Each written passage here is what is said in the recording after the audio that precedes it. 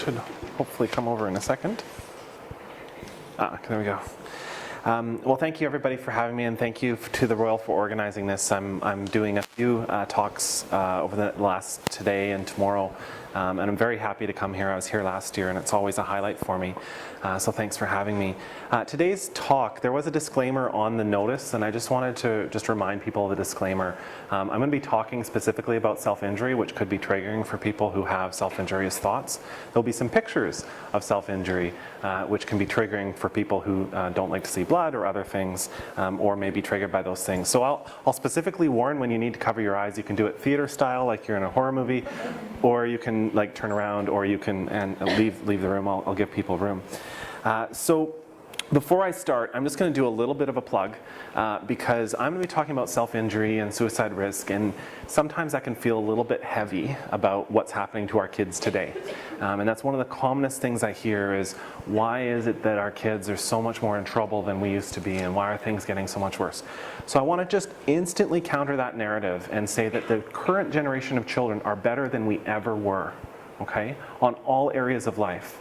So this is a study they do of US kids. They ask them survey questions over the last 20 years. Every 2 years they ask these survey questions. So there's been lots of talk about bullying. Bullying hasn't changed since 1991. There's been lots of talk about sexual assault and depression and sadness. Those things haven't changed since 1991.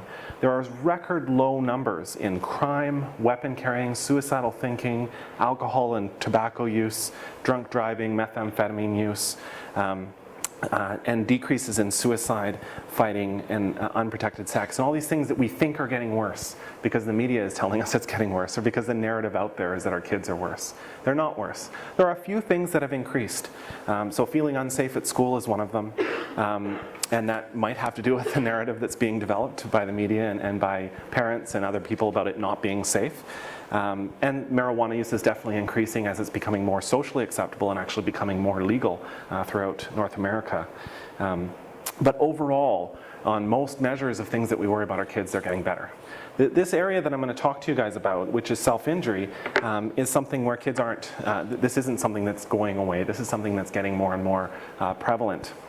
So my name's Tyler Black, and thank you for the introduction, Bev. It was really appreciated. And I work exclusively with children. I work on an emergency unit, and I see suicidal children in our emergency department and emergency departments throughout BC. But I'm often also seeing children who self-injure. And I'm going to continuously make this distinction between suicidal children and people who self-injure, because self-injury is not about suicide, okay? And I really want to walk through what that means, but I want to talk to you about why I separate the language out the way I do, the numbers of self-injury, and what we think are the causes of it.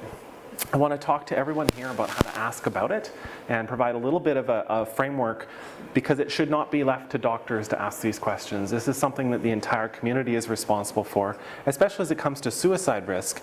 With self-injury, it's the cat's out of the bag. Self-injury is really big right now, and we're not going to stamp it out, but we can ask about it, we can find out what's going on in it, and we can work to maybe make children make some better choices. And then treatment approaches that have been proposed or are being developed. So I'm going to take a quick side note here. This is going to be triggering for people who have adverse reactions to blood or cutting or things like this. This is, if I can get over, this is Tumblr. All right, that's Tumblr. How many of you use Tumblr? Some people here use Tumblr. It's very much a younger thing. I know a younger person put up their hand. I don't get Tumblr. I have an account here so that I can do these types of searches for you. But Tumblr is a place where you share pictures, and other people can share pictures that other people have shared, and you reblog it, and you make comments. And it's sort of like a moving blog, very fast moving. People often post 40 to 50 images or short comments in a day. And it's very, very popular in youth, especially young females. Tumblr has in it this social connectedness that has made self-injury very much a common part of Tumblr. So you can go to Tumblr and you can search for sunshine, and you can get lots of pictures of sunshine. You can search for happiness, and you can get that. But if you search for cutting, like I did, I put cutting up there. I'm going to paint my legs red. She's going to cut. This girl's posted thoughts and pictures. There's that, there's that, there's that. This is all, by the way, within the last 15 minutes since I've loaded up this page.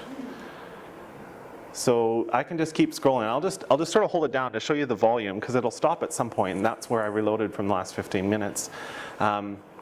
These are all individual people posting images, thoughts, messages of, even this is a drawing. This is out there. This is something that people are sharing and communicating and talking about, and it's depressing. So it's complicated for me to say don't do this, because I encourage people to make social connectedness. But if you're wallowing in self-injury, you're likely going to self-injure more. And so whenever I see this, I have to actually get out of it, because every time I see it, I feel like I have to call the authorities. But the message that I do by showing that is, this is the conversation that young people are having and that they're aware of. Almost every child, even if they don't use Tumblr, they know about Tumblr and they're searching their friends on Tumblr. So, even if they're not using it, people connect this way, and this is the type of things that you can access. Now, if I was giving you guys a talk about anorexia and I search for ANA, A-N-A, which is the sort of clever way that people make anorexia easier to say and cuter, it would be lots of positive images about really, really thin people, saying that, nothing tastes as good as being thin feels, and these types of things, these messages to encourage kids to be anorexic. So, this social connectedness is an important part of why self-injury has become more common. The language of it, I'm going to focus mostly on self-injury. There's three types of self-injury. Unintentional self-injury is when someone does something and their intention wasn't to hurt themselves, but they ended up hurting themselves. So yes, it's technically self-injury, but it was an accident. Like the kid that car surfs is a moron, but when he falls and he hurts himself, it wasn't self-injury, it was unintentional self-injury. So we can all agree that his intention was to car surf and have fun car surfing. It was an intentional maneuver and it caused his injury, but it was unintentional injury. Self-injurious behaviors is the word we use generally for children with developmental disabilities who do things as a way of communicating that are self-injurious. So children with autism that punch themselves in the head, or children that bite themselves or pull their hair, or these types of things, we tend to call that self-injurious behaviors. And that just medically, you can call other stuff self-injurious behaviors too, but that's kind of what the medical word means. And then non-suicidal self-injury used to be called parasuicide, but it really is non-suicidal self-injury, and the name is much more accurate. So this is the therapeutic cutting, the burning, the purging, self-strangulation, non-lethal overdoses, all these things that children do to hurt themselves in a non-suicidal way as an expression of their feelings or a way to make themselves feel better. Suicide and suicide attempt, I'm just going to skip through right now. In adults, non-suicidal self-injury is very rare. So less than 5% in early adulthood. As you go through adulthood, it drops well below 1%. Most studies of 30-plus-year-olds, it's about 0.04%, so very, very uncommon. In adolescence, it can actually get really high. Generally, I'd say about 26% is a very accurate feeling for how many kids in the last year in North America will have self-injured in the last year.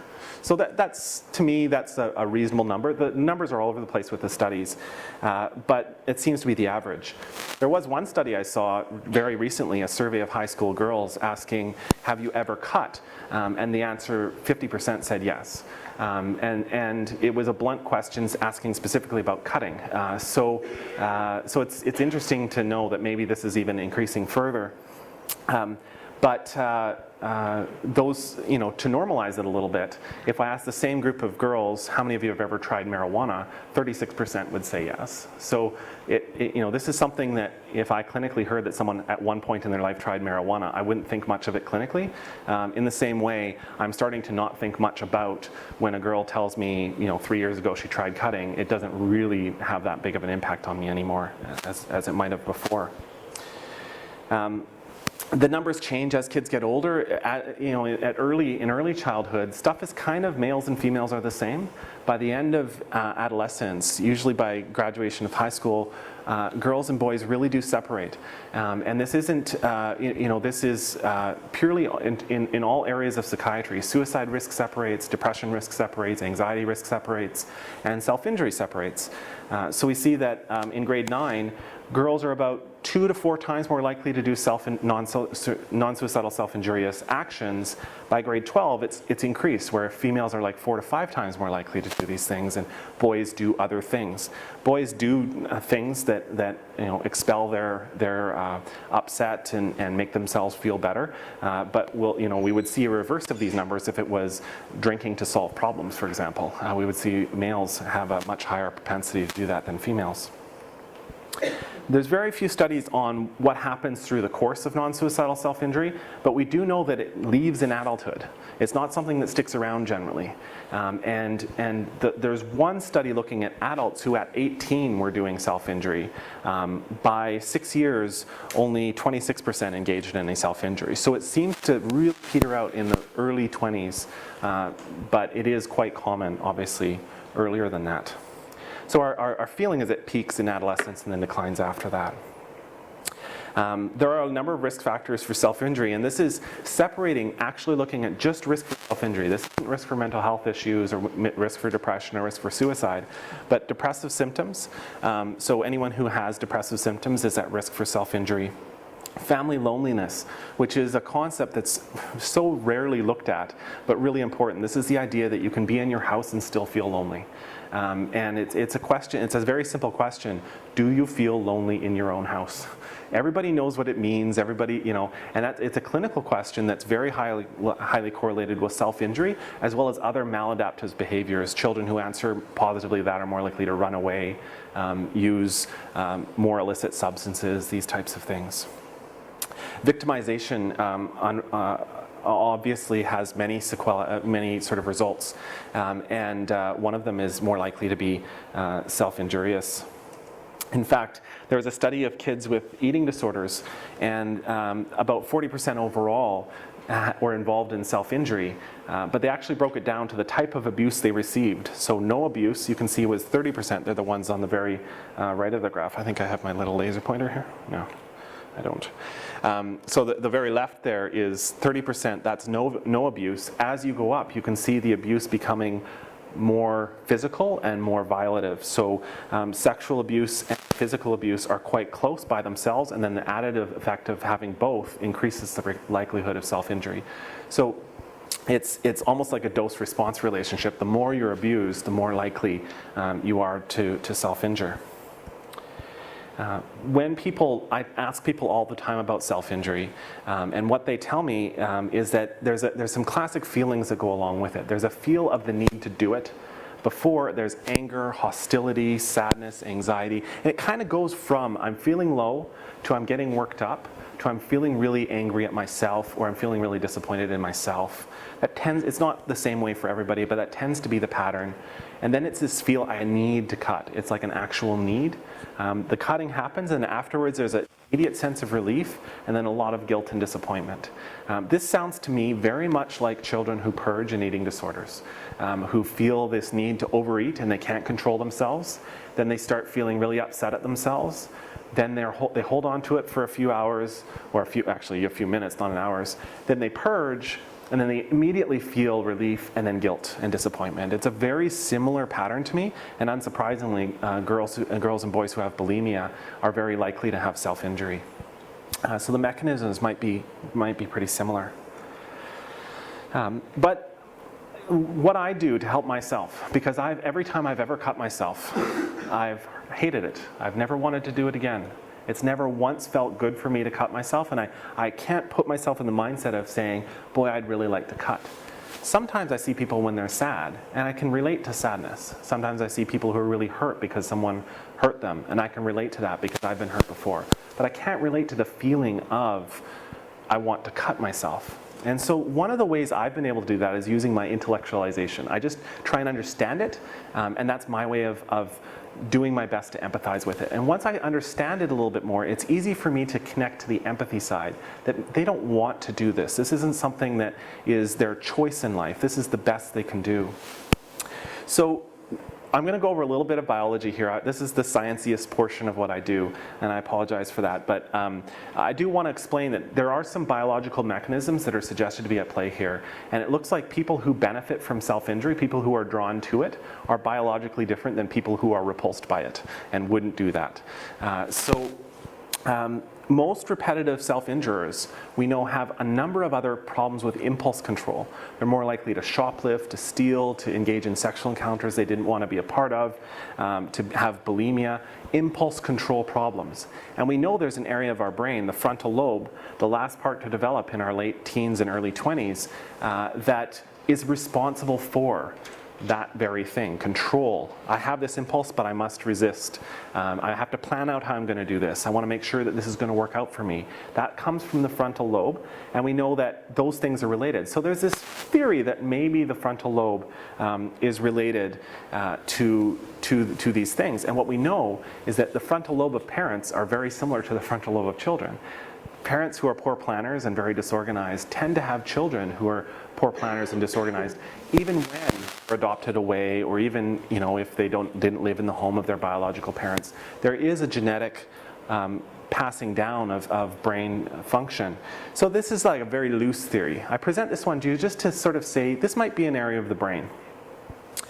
There's other parts about how our brain work. Our brain communicates through chemicals. Endorphins are the chemicals that our body releases in pain. So if anyone here is a marathoner and you hit the wall and you feel that euphoric sort of sense, that's your body giving you opium. It's just giving you its own version, and it feels really good. What we know with people who have self-injury is that they actually have low natural levels of these opioids in their system. And when they self-injure, their levels raise. And so one of the biological theories is that they have this distress inside and they don't have a normal system that handles it, that makes them feel good. So they have to do something that rewards them. And we do know that people who are during self-injury, they don't say that it hurts. They almost never tell me, I don't like the pain. It's almost like it feels good. And to me that suggests that, you know, their pain sensitivity is different than mine. If I was looking at myself as I was cutting, I would definitely feel the pain, but I'm often told I don't even feel the pain, I just see the blood. And this is the one relation I'll make to suicide, because we obviously can't look at the brains of people who self-injure. It would be very unethical. When we look at the brains of people who die by suicide, they have 9 times more receptors in their brain for endorphins. What that tells us is their brain was asking for more. The brain wanted more endorphins and it couldn't get enough. And so there's a suggestion that self-injurious, suicidal thoughts, these types of things might arise from our natural opioid systems. So how this might work would be that you have some sort of pain. Your brain receives that pain because the brain is the gateway for everything. It releases endorphins and you feel relief. And this happens in other areas. Someone who's broken their leg, they'll feel it, but their body will take over with the pain control for a little bit. And this is how people can do tremendous things when they need to, if they're stuck in a situation or something like that. What we also know is that people who self-injure, if they experience some sort of trauma or some sort of pain early in their life, they get this release of the opioids and their brain goes, oh, that was nice. I've been missing that because I don't have enough of that. And so their brain turns on these receptors and tries to make more and more receptors to get as much opioid as possible. And so now there's too many receptors. And so the person has to self-injure to release those opioids again. So this is almost like the natural discovery, like by accident I hurt myself, but my brain said, oh, that kind of felt good. So we know that people who have self-injury and suicidal thinking have less endorphins in their spinal fluid. We can measure that pretty reliably. We know that people who are self-injure love morphine. When they're in for broken bone and they get morphine because they're going to get a procedure done or something like that, they're far more likely to report feeling really good. I've had morphine once in my life and it made me feel sleepy and nauseous. But people who self-injure are way more likely to say, this feels great. I feel awesome. This is the best feeling I've had. Endorphins, we also know, trigger the dopamine reward pathway, which is an important area of our brain that rewards behaviors. So people who do things over and over that can't seem to stop, gamblers and drug users and things like that, that they get addicted, we know that the dopamine reward pathway is involved. And these endorphins, unsurprisingly, activate that pathway as well. And that might explain some of the addiction to it. I'll show you one study, because I just love the design of the study. It's kind of, I can imagine it and it's cool, where they took a group of kids who self-injured and a group of kids who didn't, and they told them, each of them in turn, you're going to go into a room, there's going to be 5 other people your age, and you're going to have to do 10 math problems of escalating difficulty. And at the end, we're all going to review and see where you ranked. That's kind of stress-inducing to kids. It's not dangerous. We're not saying, okay, we're going to go in and people are going to attack you and the winner gets to be declared. It's just, you're going to have to do math. And so everybody feels a natural degree of anxiety in that situation. And what they do is they measure the cortisol levels, which is a stress hormone in their body. And they do that by just swiping the saliva. They just use a little Q-tip on the saliva, and then they measure the cortisol levels. So they told them 15 minutes, you're going to do math. And then in 5 minutes, they say you're about to do math. And then they bring them in to start doing the math. And then they measured it 15 minutes and 45 minutes afterwards. And so this graph is separated between people who self-injure and people who don't. So the dotted line are people who don't self-injure. And you can see that their body provided them a ton of cortisol during the event. Their body released a stress hormone. The whole point of that stress hormone is to activate the systems you need to feel better and handle stress. And the people who do self-injure, their body didn't activate that pathway at all. There was almost no cortisol released during the event. So they just had this discomfort, and their body didn't help them out at all. And again, this is reinforcing this idea that people with self-injury don't have the biological system to handle stress and distress. And so self-injury is one of the ways that they're able to make themselves feel better. This is the most sciencey of the graphs. This is looking at every chromosome that's been studied and linked, every gene that's been studied and linked to self-injurious behavior and suicidal and suicidal thinking. There's some candidate genes on the 2nd chromosome for the science nerds out there, and on the 3rd chromosome that look really correlated to suicidal pathways. Once we figure out what those genes encode, we'll know what proteins they make, we'll know what systems they affect, and we can actually start developing an understanding, maybe even better about biologically how all this works. So the reason I show all that biology stuff is to let everyone in the room know that this might not be a choice. This might not be something that someone goes in saying, hey, this is what I want to do, but it's been something that's been discovered that helps a group of people. It actually makes them feel better. That's why when I ask kids about suicidal behavior, they tell me things like, it puts a punctuation mark on how I'm feeling. It's a way to control my body because I can't control anything else. I usually feel like I have a black hole in the pit of my stomach, and if I feel pain, at least it's better. I feel relieved and less anxious after I cut. The emotional pain slowly slips away into the physical pain. So the overall thing they're telling me is, it works. It makes me feel better. This is very different than suicidal thinking. Suicidal thinking is, my life has no purpose, I want to die. Non-suicidal self-injury is about making myself feel better. It's a therapeutic attempt. And this is actually not copyrighted or registered or trademarked, but I say this all the time to parents, just so that they really understand this. I firmly believe that every child wants to be the best. When I was 6, I wanted to be the President of the United States. I was Canadian, it's impossible, I didn't care. I was going to be the first Canadian to be the United States. Every child wants to be the best they can be. They want to do things, they want to be the best classmate, they want to be the best child, they want to be the best friend. And self-injury is that youth's attempt to succeed. Now, it's unfortunate that that's all they can find. It's unfortunate that's the only thing they go to. But what we need to do is not say stop cutting.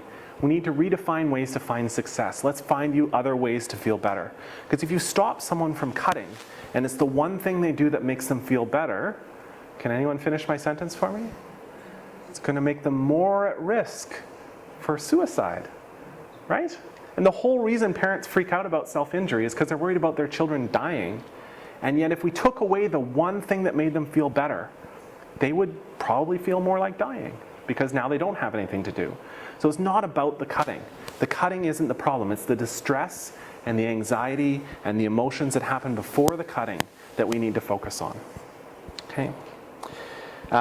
I'm going to make a quick sort of sidebar just for suicide screening and self-injury screening, because there's probably a few parents in the room here, and there's probably some people here who work with youth, maybe not even in a professional setting, just in the course of their job.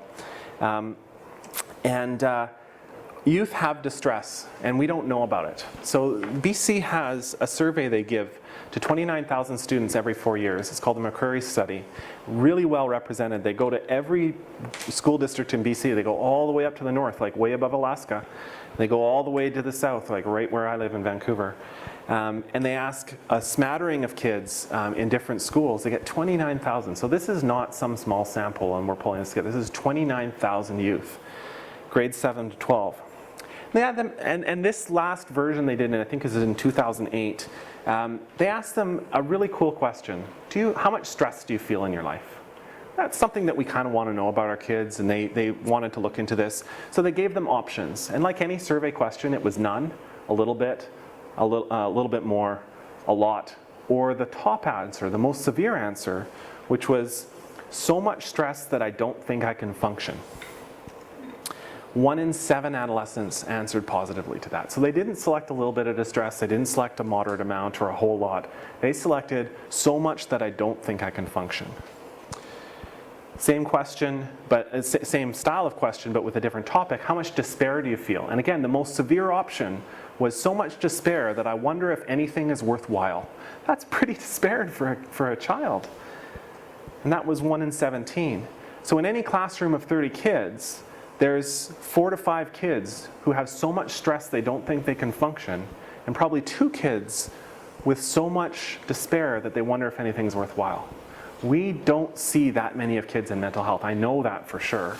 And we need to be actively out there asking kids about how they're doing and finding out this before it comes to our attention. When you graph it out over the years, you can see that even 12-year-olds, it was 7% on stress and 3% on extreme despair. 12-year-olds, so much despair that they don't think they can function. 1 in every classroom. 7%, that's 2 in every classroom, or yeah, about 2 in every classroom. That's a lot of kids with so much distress and despair. And this graph doesn't make it look like that 11 at 0, does it? 11 looks like it'll probably be about 5 and 2, right? Maybe 10 would be 4 and 1 or something. I mean, this doesn't look like it drops off at 12. It's just that's what the survey asked. So we know that kids have stress and despair. And we need to figure out ways to access that stress and despair so that we can help them. Because a child's version of stress and despair is probably formed with their frontal lobe that isn't very good at planning, thinking ahead, weighing the options, considering alternatives. They might need some guidance in processing these thoughts. I don't want to get all paternalistic and say we have to tell kids what to do, but kids aren't good problem solvers. Have you ever seen a 10-year-old paralyzed by 2 very simple choices? It's because they can't sort it out. Their brain doesn't work that well in that way. They need help from adults, and that's why parents are mandated by law. Okay, so the study was a computerized study, and they asked really coolly for the kids who selected those things. Out of the 29,000, the kids that selected those extreme options, but then said, I haven't talked to anyone about it. The computer popped up a question, why haven't you talked to anyone about it? And it gave them a whole bunch of answers. So the first one here is that they thought the problem would go away. Second one is that they didn't want their parents to know. Third one is they didn't know where to go. Fourth one, afraid someone might see me. And the other really significant one is afraid of what a doctor might do. So how many of those kids do you think are going to go to their doctor and ask about it? How many things are going to go to a counselor and ask about it? None. The reasons they're not doing it are because they don't know about it. They're worried about it. They just don't know what's going to happen. They thought it would go away on their own. Stress rarely goes away on its own. So the reason I highlight this is because those are all passive things. There's one thing on that survey, the 3% one for I'm not treated with respect when I go there.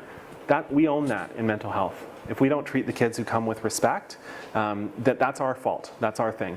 Everything else, we don't even see them. We don't even get a chance to talk to them about it because they're not coming for reasons that require us to reach out for them. So we need to be reaching out for our kids. We need to be looking at what's going on in their life and trying to help them. So there's one sort of mnemonic that's used. The only problem I have with this mnemonic is it's really generalized. Like, is path warm is cool, and you can remember it, and you can maybe work on a way to memorize that over a couple of days. But the things in there are so generalized that it's really hard for me to say you're going to find a kid that doesn't have one of those things. Purposelessness. I don't know many 10-year-olds that have a sense of purpose. Anxiety, feeling trapped, hopelessness, withdrawal, anger, recklessness, major mood change. The ones I'd look for would be a major change in mood. That would be one that's a really red flag to us in psychiatry. Children who talk about feeling hopeless or things aren't going to work out for them, that's very counter-child. Most children should not approach the world with a glass half empty approach. And if they're saying things like, I can't do this, or it's impossible, it'll never work out for me, these types of things, those are statements that concern me. And then withdrawal from activities. Children should be trying to fill all of their free time with stuff. And they should want more time so they can fill it with more stuff. When a child starts coming home, and I hear this all the time, he just sits on the couch and stares at the wall. That's really abnormal for a child, right? Children should not sit on the couch and stare at the wall, unless the wall is very interesting, has a TV on it. We want to not ask kids under the age of 10 who are very unlikely to die by suicide about suicide, because under the age of 10, suicide is probably a 1 in a million event, less than that, like probably 1 in 10 million. In Canada, it's 1 in 10 million, 1 9-year-old. But the risk of stress and distress is high. There's like a 1 or 2% chance the kid has so much despair they don't think they can function. Probably about a 3 or 4% chance they have so much stress they can't function. So we should be asking kids about stress and despair.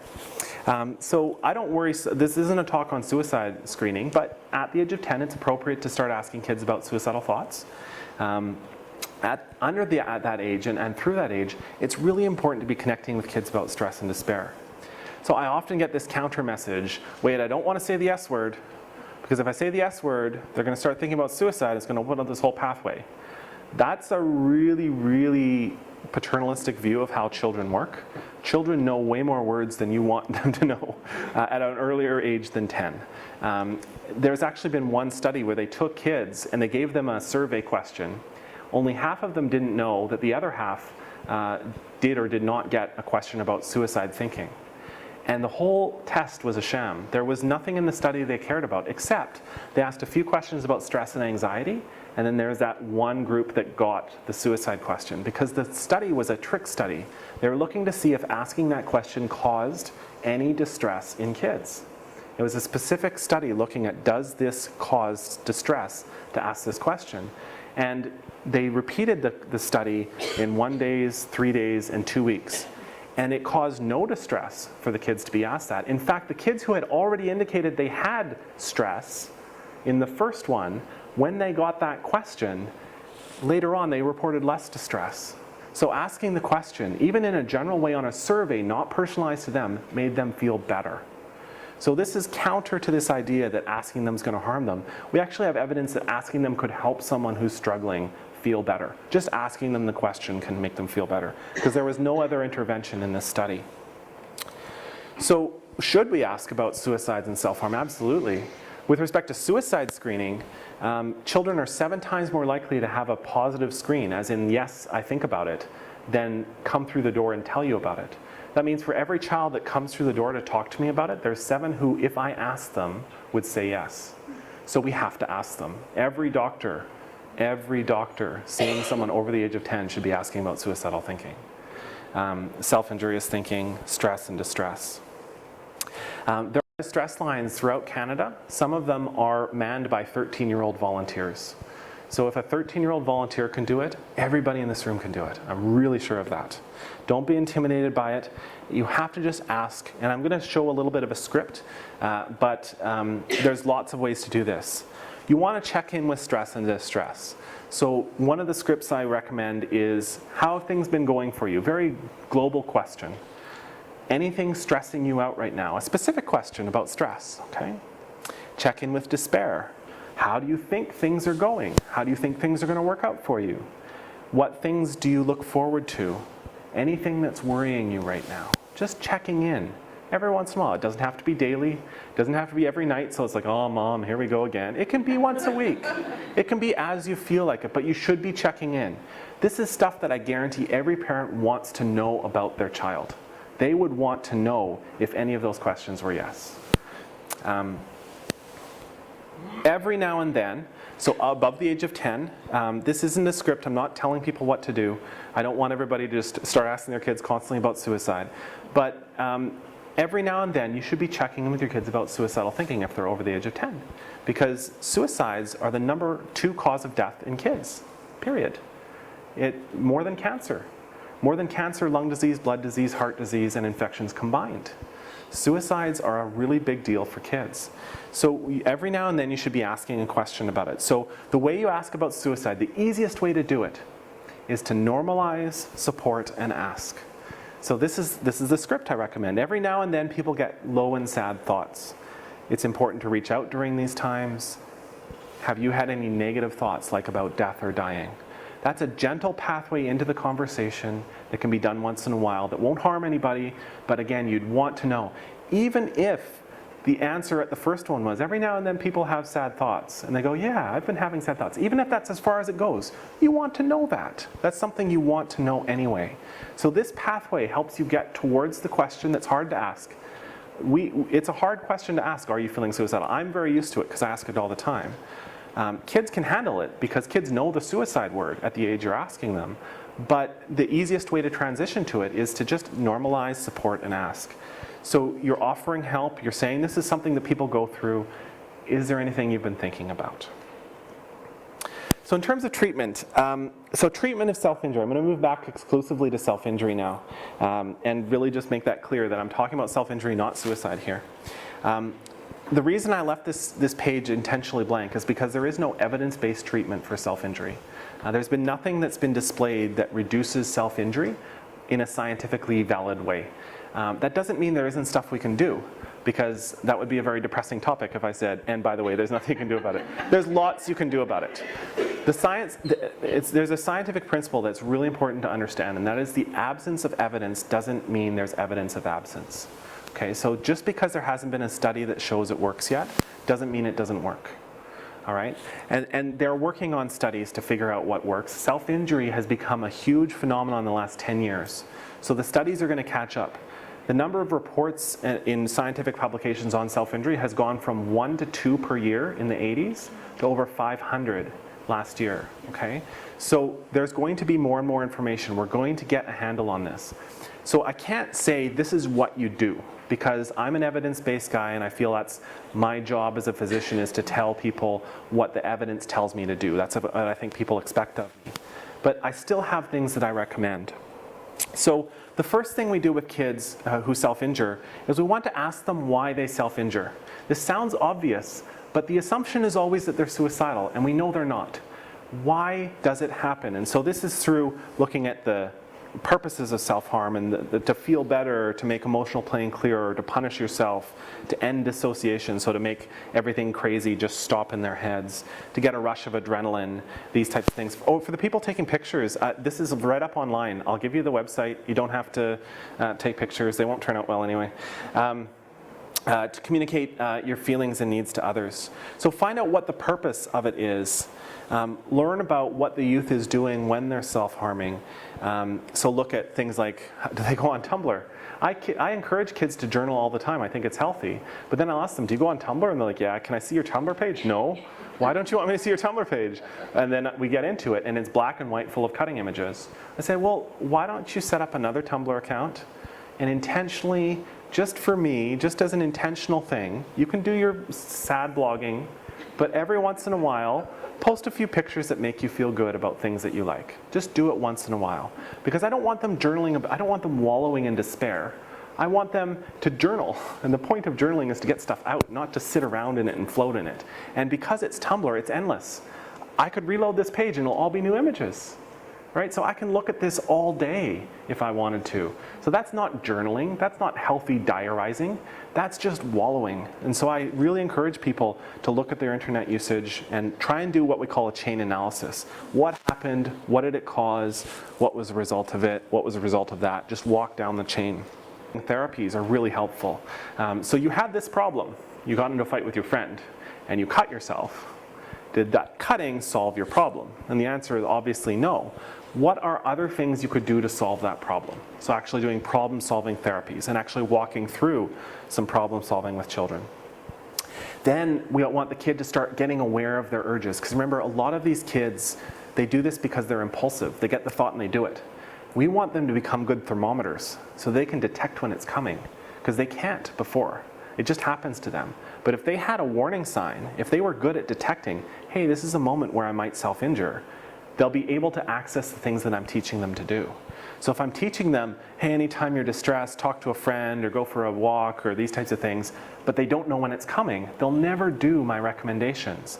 But if they can detect it coming and they go, okay, this is one of those moments, I think it's coming on, I should do X, Y, Z, that's going to work. So we want the teens to start monitoring it. So every day, I want you to record what your level of self-harming thoughts are.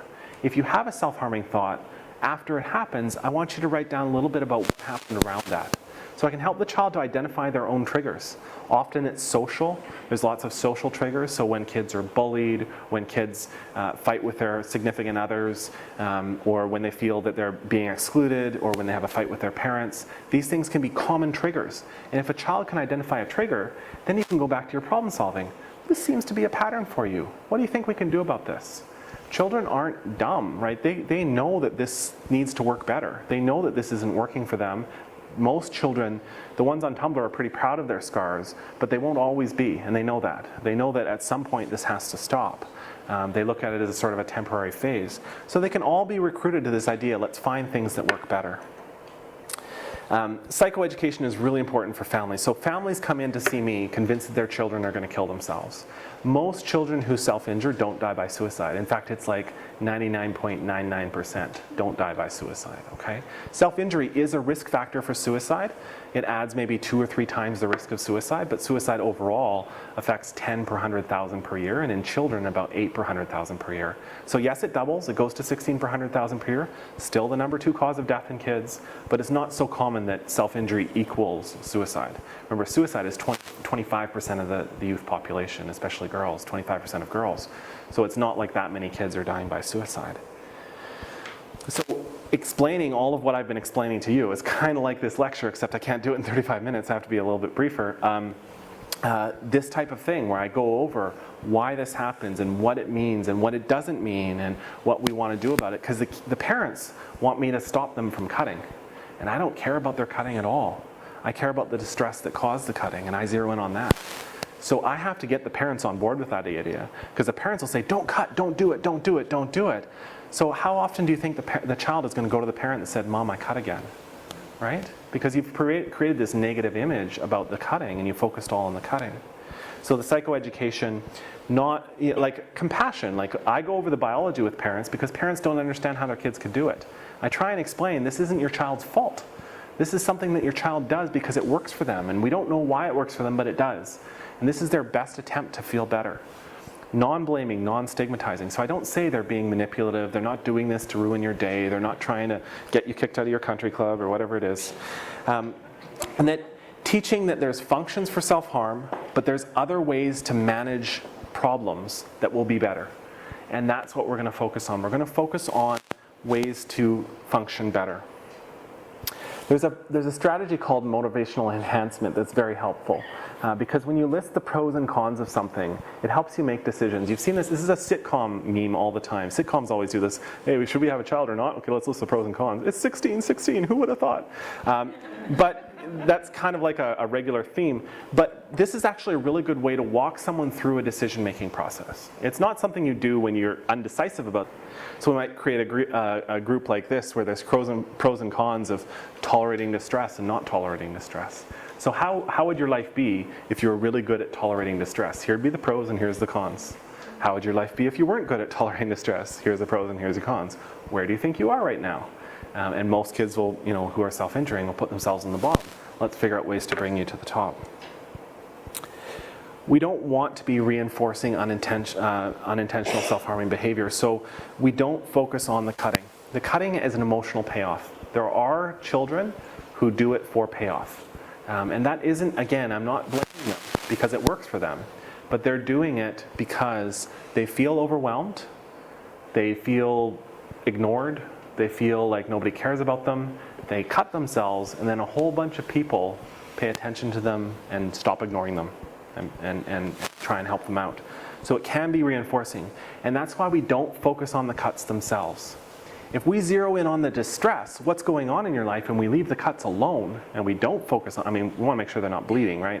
But after that, leave them alone and just focus on the distress, then we're giving the appropriate thing the attention. It's appropriate to focus on distress. If the child is cutting for an effect, and all you focus on is their distress, you're not going to reinforce anything, because that's not what they were looking for. They were looking for, oh, don't do that, and here's some bandages, and we'll rush you off to the hospital. But if you say, wow, what's going on for you? I feel, are you really upset about something? Can you tell me what's going on? That's not the effect they were looking for, but it still may help them, because they could walk through what was their distressing thought. Self-injury should never terminate therapy. I get really frustrated with therapists when they say, I can't have cutters in my group, or they've done this too many times, they need to leave. That might have been what they were going for, because therapy is designed to be uncomfortable. The whole purpose of being a therapist is to make people who are comfortable in their horrible lives less comfortable in better lives. Right? That's the purpose of therapy. You take people who are anxious about spiders and you expose them to spiders until they're no longer anxious about spiders. That's the point of therapy. If you wanted to be the world's nicest therapist for someone with spider phobias, you'd never mention spiders. Right? But being a therapist means going at someone and making them comfortably uncomfortable until they can tolerate it, and then moving them on. It's a procedure. And so if people can escape that procedure by making you quit, you're not helping them. Your job is to help them. And so if cutting is something that excludes them from a group, or expels them from school, or these types of things, then guess what? Maybe they didn't want to go to school. Maybe this is a good thing for them. And we want them to go to school, because outcomes are so much better when kids go to school. And the mega attention. You should have a crisis response to crisis behaviors. If someone cuts themselves for the first time and you rush them off to the emergency department, you're not doing anything wrong. But if it's the 20th time they've cut and you're rushing them off to the emergency department, you really need to readjust your crisis levels. Because if you still think they're going to die after the 20th time, you're not a good evaluator of reality. Like, really, I mean that. I'm not trying to be mean. But if someone cuts themselves for 20 times in a row and they haven't died yet, chances are they know that it's not killing them and their intention is not to die. You need to just look at it practically. So you can be distressed. It's okay to be distressed, but you can't keep piling on the mega attention over and over and over, or you'll enforce something that you don't want to enforce. You want to have a plan for it. If you self-injury, this is what I'm going to do. I'm going to make sure your wounds are okay. I'm going to talk to you about what's going on in your life. If the cuts are bad, I'll take you to the hospital, get medical attention, and you'll talk to your therapist or your counselor about it when you next see them. That's going to be my plan for it. And you're going to be open-faced about it. That's what you're going to tell your child, that's your plan. That's what you're going to tell the person you're working with, that's your plan. There is this sioutreach.org. It's a pretty cool, it's Canadian, and it's about self-injury. It has some psychoeducation and help strategies. There's lots of stuff coming out now about self-injury. I think the amount of advocacy around it and sort of getting these ideas out is going to keep increasing. This is a good one and I recommend it.